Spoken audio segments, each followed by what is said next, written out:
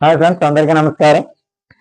AP mega DSC 2025కి సంబంధించి selection process అంతా పూర్తి అయిపోయిందండి. సో ఎవరైతే ఎంపిక కాబట్టారో ఆ అభ్యర్థుల జాబితా అనేది ఈ రోజు 15వ తారీఖు అనేది ఆ ఇవ్వడం జరుగుతుందని చెప్పేసి డిఎస్సి కన్వీనర్ గారు తెలియజేయడం జరిగింది. ఆల్రెడీ ఎంపిక కాబడిన అభ్యర్థుల యొక్క జాబితా అనేది డిఓ ఆఫీస్ కి, కలెక్టర్ ఆఫీసులకి పంపించడం జరిగిందని తెలియజేశారు.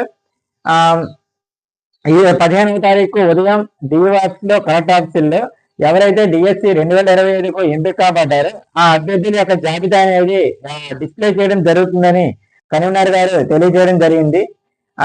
ఏపీ డిఎస్సి వెబ్సైట్ లో కూడా జిల్లాల వారీగా ఎంపిక కాబడిన అభ్యర్థుల యొక్క తుది జాబితా అనేది పొందుపరచడం జరుగుతుందని చెప్పేసి తెలియజేశారండి. అయితే వీళ్ళందరికీ కూడా సెప్టెంబర్ 19వ తారీఖున భారీ బహిరంగ సభలో సీఎం గారి చేతుల మీదుగా నియామక పత్రాలు అందజేయడం జరుగుతుందని తెలియజేశారు. అభ్యర్థులు ఎవరైతే ఉన్నారో వాళ్ళందరూ కూడా 18వ తారీఖున డిఓ ఆఫీస్ నుంచి, జిల్లాలో సంబంధించి డిఓ ఆఫీస్ నుంచి బస్ సౌకర్యం ద్వారా విజయవాడకు చేరుకుంటారు. ఆ అభ్యర్థులందరికీ కూడా మన డిఓ ఆఫీస్ నుంచి ఆల్రెడీ ఇంటిమేషన్ అనేది ఇవ్వడం జరిగింది.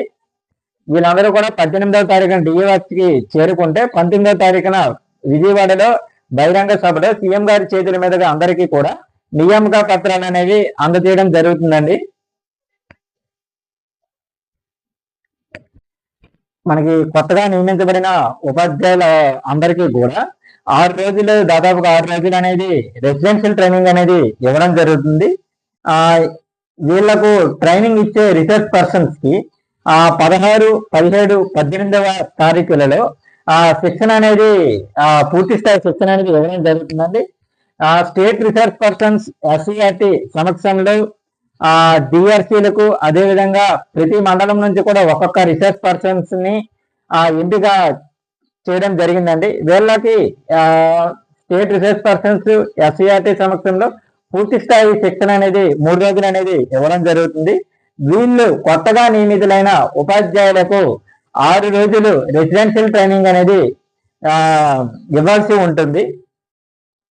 ఎవరైతే ఎంపిక కాబడ్డారో ఉపాధ్యాయులు కొత్తగా, వీళ్ళందరికీ కూడా వాళ్ళ జిల్లాలలో ఈ రెసిడెన్షియల్ ట్రైనింగ్ అనేది ఇవ్వడం జరుగుతుంది. పూర్తిగా వసతి సదుపాయం అనేది కూడా కల్పించడం జరుగుతుందండి. 6 రోజులు కూడా మనం ఎక్కడ బయటకు వెళ్ళాల్సిన అవసరం లేదు. హాస్టల్ ఫెసిలిటీ ఉంటుంది. ఒక క్లాసులు కూడా జరుగుతూ ఉంటాయి. అయితే ట్రైనింగ్ కూడా ఇవ్వడం జరుగుతుందండి. ఎవరైతే మన ట్రైనింగ్ ఇస్తారో వాళ్ళందరికీ కూడా 16, 17, 18వ తారీఖులలో శిక్షణ అనేది రీసెర్చ్ పర్సన్స్ కి శిక్షణ అనేది ఎస్సీఆర్టీ సమక్షంలో ఇవ్వడం జరుగుతుందండి. సో దాదాపుగా ఈ శిక్షణ ద్వారా ఉపాధ్యాయులు కొత్తగా నియమితులైన ఉపాధ్యాయులు ఏ విధంగా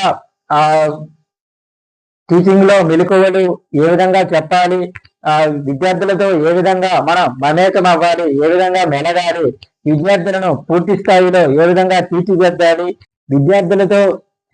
విద్యార్థుల్లో కలిసిపోయి వాళ్ళకి ఏ విధంగా బోధించాలి అనే విషయాలు అన్ని కూడా ఇక్కడ మనకి ట్రైనింగ్ లోనే చెప్పడం జరుగుతుంది.